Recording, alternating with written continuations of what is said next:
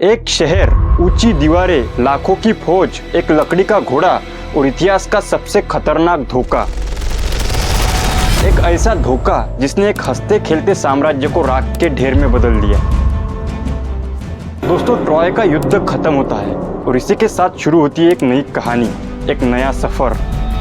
खूंखार दानव, आदमखोर राक्षस, इंतजार करते देवता, सम्मोहित करती परियां और जादू के बीच का एक ऐसा संघर्ष जिसे इतिहास ने द ओडिसी का नाम दिया। क्रिस्टोफर नोलन की जो नई फिल्म द ओडिसी है, वो इसी ओडिसी के रोमांचक सफर की कहानी है। ये कहानी है एक ऐसे योद्धा ओडिशियस की जो जंग जीतकर घर लौटना चाहता था, लेकिन समुद्र की बेरहम लहरों ने उसका सब कुछ छीन लिया। दोस्तों, इस ओडिसी के मेन कैरेक्टर ओडिसियस के उस 10 साल के रोमांचक सफर की कहानी को जानेंगे इस वीडियो के अंदर।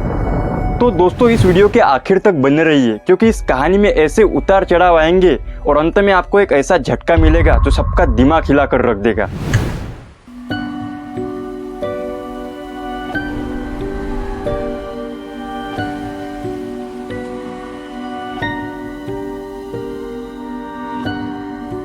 वीडियो शुरू करने से पहले आपको मैं एक बात बता दूं कि ये वीडियो इस पार्ट का दूसरा वीडियो है।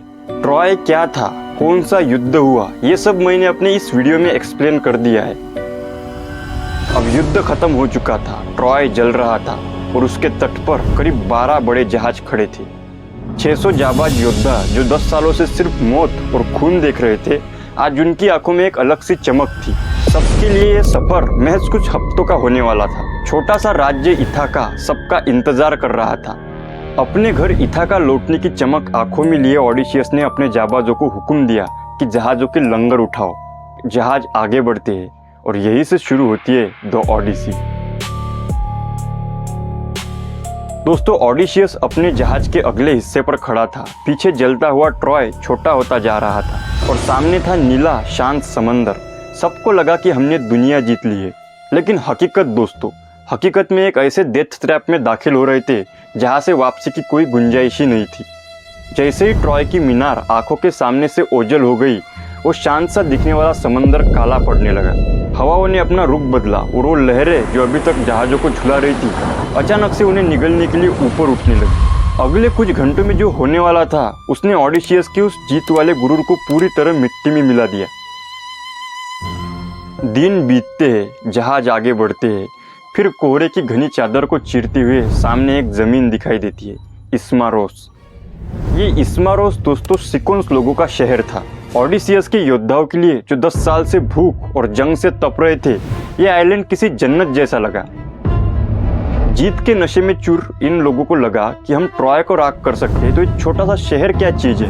इन लोगों ने सिकोन्स के शहर को लूट लिया, औरतों को लूट लिया, सब कुछ बर्बाद कर दिया। लेकिन दोस्तों, यही नियति ने अपना दूसरा पत्ता फेंका। आधी रात को पहाड़ी के पीछे से वही सिकोन्स योद्धा जो पहले भाग गए थे, वो वापस आते हैं। एक बड़ी फौज लेकर वापस आते हैं और वही जमीन जो ये ओडिशियस के योद्धा अपनी समझ रहे थे, उनके ही खून से लाल होने लगती है। ओडिशियस ने देखा कि अपने वो साथी जो ट्रॉय की दीवारों के सामने नहीं झुके, वो अब इस अनजान द्वीप पर गाजर मूली की तरह काटे जा रहे थे। किसी तरह अपनी जान बचाकर ओडिशियस और वो बचे हुए साथी जहाजों की तरफ भागते हैं। ट्रॉय से निकले अभी सिर्फ 20 दिन हो चुके थे, लेकिन इन काफिले से लगभग 72 योद्धा खत्म हो चुके थे इस द्वीप पर। लेकिन दोस्तों, ये तो सिर्फ समुद्र ने अपना पहला पत्ता फेंका था।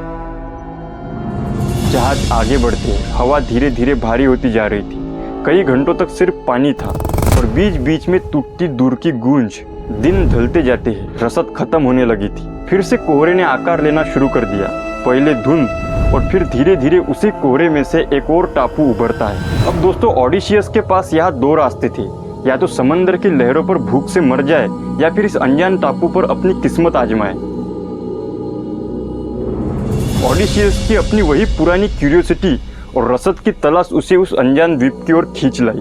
यहाँ पर आते ही यहाँ की हवा में एक अजीब सी सड़ान थी। ओडिशियस ने अपने 12 सबसे जाबाज योद्धाओं को चुना और वहाँ की उस एक गुफा में कदम रखा।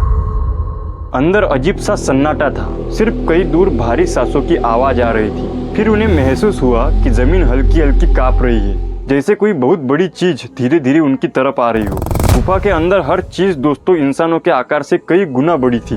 तभी जमीन कांपने लगी। पहले सिर्फ उन्हें एक साया दिखा, और फिर अंधेरे से एक चेहरा बाहर आया जिसके बीचों बीच दोस्तों सिर्फ एक आंख थी। ये था पॉलीफेमस, एक साइक्लोप्स, समुद्र के देवता पोसीडन का बेटा था ये।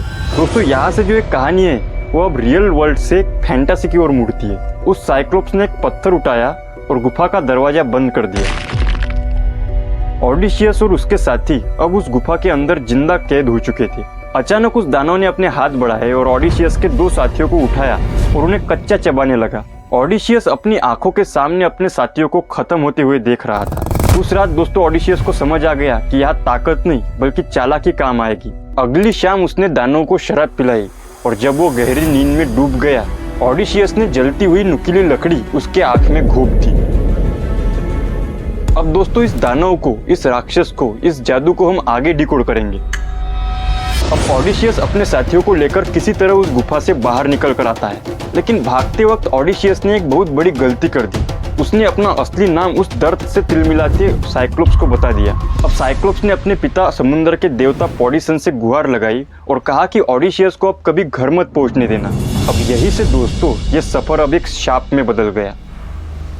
अब समंदर इंतकाम ले रहा था। साइक्लोप्स से बचकर वो आगे ही बढ़े थे कि उनका सामना हुआ लैस्ट्रिगोनियंस नाम के आदमखोर दिग्गजों से। उन्होंने पहाड़ों जैसे पत्थर बरसाकर ओडिशियस के 12 में से 11 जहाज वही डुबो दिए। पलक झपकते ही 400 से ज्यादा योद्धा समंदर में समा गए। अब ओडिशियस के पास सिर्फ उसका एक अकेला जहाज ही बचा था। समंदर के बीचों बीच अब वो अकेला जहाज किसी तिनके की तरह तैर रहा था। कई हफ्तों तक ओडिशियस ने अपनी आंखों की नींद को कोसों दूर रखा। वो दिन भर अपने उन साथियों के चेहरे को याद करता जो समुद्र की गहराइयों में गल रहे थे और रात में तारों को देखकर इथाका का रास्ता ढूंढता। उसकी दाढ़ी अब बेतरबीज होकर सीने तक आने लगी थी। बाल उमस और समुद्री नमक में उलझ चुके थे। उसके आंखों में धीरे धीरे अब राजा की चमक गायब होती जा रही थी। खाने की कमी और अपनों को खोने का गम। उसके योद्धा अब योद्धा नहीं बल्कि जिंदा लाशें लग रहे थे। हर लहर के साथ अब उन्हें लगता कि शायद पोसीडन का कोई नया राक्षस बाहर आएगा।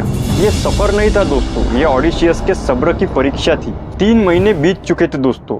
अब तक ओडिशियस को घर पहुंच जाना चाहिए था, लेकिन अब समंदर के देवता ने उसके रास्तों में सालों की दीवार खड़ी कर दी। जहाज आगे बढ़ता है, तभी हवाएं थम गई, समंदर का पानी शांत हो गया। ये वो डरावनी खामोशी थी जो तबाही से पहले आती है। तभी सामने से एक ऐसी आवाज गूंजती है जो कानों से उतरकर सीधे रूह को छू रही थी। ये थी सायरन्स। दोस्तों सायरन्स मतलब वो सायरन्स नहीं है जो हम वार के दौरान सुनते हैं। यूनानी गाथाओं के हिसाब से ये ऐसे जीव थे जिनका आधा शरीर पक्षियों का और आधा शरीर खूबसूरत महिलाओं का था। ये नुकीले पत्थरों पर बैठी रहती और एक ऐसा जादुई संगीत गाती जिसकी वजह से दुनिया का बड़े से बड़ा योद्धा भी अपने होश खो बैठता। अब उनकी आवाज सुनते ही इस जहाज के सेलर अपना होश खो बैठते थे। अब इनसे निपटने के लिए ओडिशियस ने अपने साथियों के कान मोम से बंद करवा दिए और खुद को रस्सियों से बांध लिया। अब जैसे जैसे जहाज आगे बढ़ा वो रस्सियां तोड़कर उस आवाज की तरफ बढ़ना चाहता था, क्योंकि उस पल ओडिशियस किसी योद्धा की तरह नहीं बल्कि एक ऐसे इंसान की तरह दिख रहा था जो अपने ही दिमाग से हार रहा हो। शाप अपना काम कर रहा था, वक्त रेत की तरफ फिसल रहा था। सायरन्स की सुरीली मौत से बचते ही करीब 1 साल बाद ओडिशियस का सामना उस मंजर से हुआ जिसे आज भी सेलर का नरक कहा जाता है। सामने एक बहुत संकरा रास्ता था, तो पहाड़ियां बहुत नजदीक खड़ी थी और इसी बीच बाई तरफ इंतजार कर रही थी सिला, एक ऐसा राक्षस जिसके 6 लंबे गले थे और हर गले के अंत में 3 कतारों वाले नुकीले दांतों का जबड़ा। वो चट्टान के ऊपर छिपी थी और पलक झपकते ही जहाज में से 6 योद्धाओं को उठा कर ले गई। और दाई तरफ थी कैरिबडीज। ये कोई राक्षस नहीं था बल्कि समंदर के बीचों बीच बना एक बड़ा सा भंवर था। ये खोलता हुआ पानी दिन में 3 बार पूरे के पूरे जहाज को निगल सकता था और फिर उसे हड्डियों के मलबे की तरफ बाहर फेंकता। यहाँ ओडिशियस के सामने एक ऐसा इम्पॉसिबल चॉइस था जिसे आज हम मुहावरे की तरह इस्तेमाल करते हैं, बिटवीन सिला एंड कैरिबडीज, यानी आगे कुआं और पीछे खाई। लेकिन वो दोनों के बीच से मौत को चकमा देकर निकल आता है। अब 3 साल यानी 1000 दिन बीत चुके थे। ओडिशियस के 11 जहाज और 600 साथी समंदर निगल चुका था। अब वो एक राजा नहीं बल्कि लकड़ी के तख्ते पर तैरते हुए एक लाश के जैसा था। अगले 7 साल दोस्तों ओडिशियस एक सुनहरे पिंजरे में कैद रहा। साल गुजरते गए, हर सुबह वो समंदर को देखता था लेकिन वहाँ सिर्फ सन्नाटा था। 10 साल की वो खूनी जंग, 6 दानव, 12 अनजान टापू और साक्षात समंदर के देवता का कहर अपने 600 साथियों की मौत और समंदर का खौफनाक सफ़र देखने के बाद वो जब 20 साल बाद इथाका की मिट्टी पर पहुंचा, पूरी उम्र बीत चुकी थी। जब ओडिशियस ने इथाका की मिट्टी पर कदम रखा तो उसे चूमने की बजाय वो फूट फूट कर रो पड़ा। अब वो अभिमानी योद्धा नहीं था जो ट्रॉय से निकला था, वो एक थका हुआ बूढ़ा भिखारी लग रहा था। अपने महल में दाखिल होते वक्त उसका कलेजा फटने लगा जब उसने देखा कि उसकी वफादार पत्नी पेनेलोप को घेरे हुए दर्जनों लालची लोग बैठे थे, जो उसे मरा हुआ मानकर उसकी गद्दी और उसकी पत्नी को हथियाना चाहते थे। ओडिशियस ने अपने ही घर में एक अजनबी की तरह रातें गुजारी। उसने देखा कि उसका बेटा टेलेमेकस, जो अब जवान हो चुका था, अपने पिता की याद में समंदर को निहारता रहता। ओडिशियस ने वहाँ भी अपनी पहचान छिपाई, सही वक्त का इंतजार किया और फिर जो कत्लेआम उसके महल में हुआ, उसने ये साबित कर दिया कि वो 20 साल बाद लौटा तो है, लेकिन उसके अंदर का वो खूंखार योद्धा अब भी जिंदा है। लेकिन जीत के बाद जब वो पेनेलोप के सामने खड़ा हुआ तो ओडिशियस के शब्द खत्म हो गए। 20 साल की जुदाई, 600 साथियों की मौत और वो अनगिनत काली रातें, सब कुछ उन दोनों की खामोश आंखों से बहने लगा। इतिहास की सबसे महान यात्रा, सबसे दर्दनाक इंतजार और सबसे खौफनाक समंदर की ये दास्तां यही खत्म होती है दोस्तों, द ओडिसी। अभी जो आपने सुना वो एक आंख वाला राक्षस, सुरीली आवाजें और वो 20 साल का सफर, क्या ये महज एक अंधे कवि होमर की कल्पना थी या फिर इन कहानियों के पीछे कोई ऐसा कड़वा सच छिपा है जिसे इतिहास ने चमत्कारों के नीचे दफन कर दिया?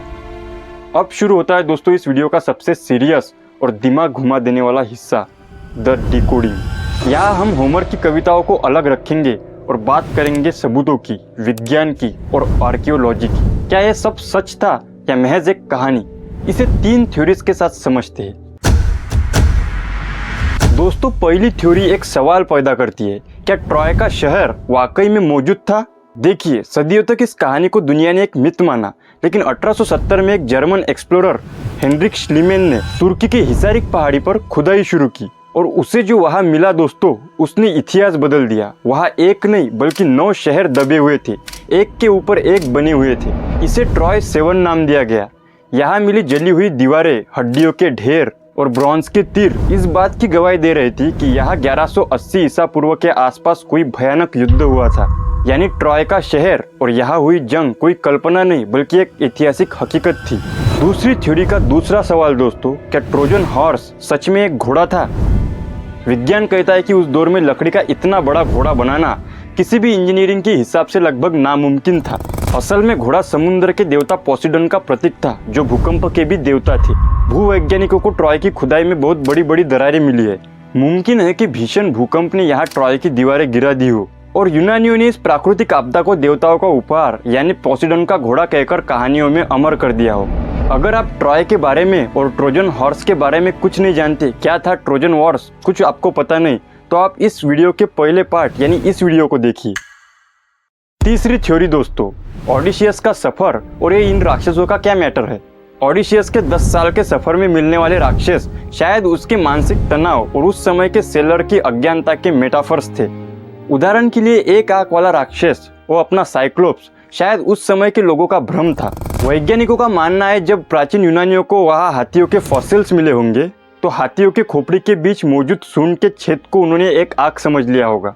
वही सायरन्स की आवाज़ें समुद्र में चलने वाली अजीब हवाएं और समुद्री जीवों की आवाज़ हो सकती थी। और रही बात 10 साल की देरी की, तो इतिहासकारों का मानना है कि शायद कोई दैवीय सजा नहीं बल्कि उस समय के समुद्री डाकू, खराब मौसम और जहाज़ों के टूटने की एक कड़वी हकीकत थी, जिसे ओडिशियस ने घर लौटकर एक महागाथा का रूप दे दिया ताकि उसकी अनुपस्थिति और उसके साथियों की मौत पर कोई सवाल न उठा सके। तो कंक्लूजन क्या निकलता है दोस्तों? ट्रॉय का युद्ध सच था, शहर भी सच था और शायद ओडिशियस नाम का एक चालाक राजा भी सच था। लेकिन वक्त के साथ कहानियों ने हकीकत पर मिथ की ऐसी चादर ओढ़ ली जिसे आज हम एक ऐतिहासिक जंग को किसी फैंटेसी फिल्म की तरह देखते हैं। आपको क्या लगता है दोस्तों, क्या ये कहानी काल्पनिक कथा थी या फिर ऐतिहासिक हकीकत? नीचे कमेंट में ज़रूर बताना और अगर वीडियो इन्फॉर्मेटिव लगा हो तो सब्सक्राइब कर देना।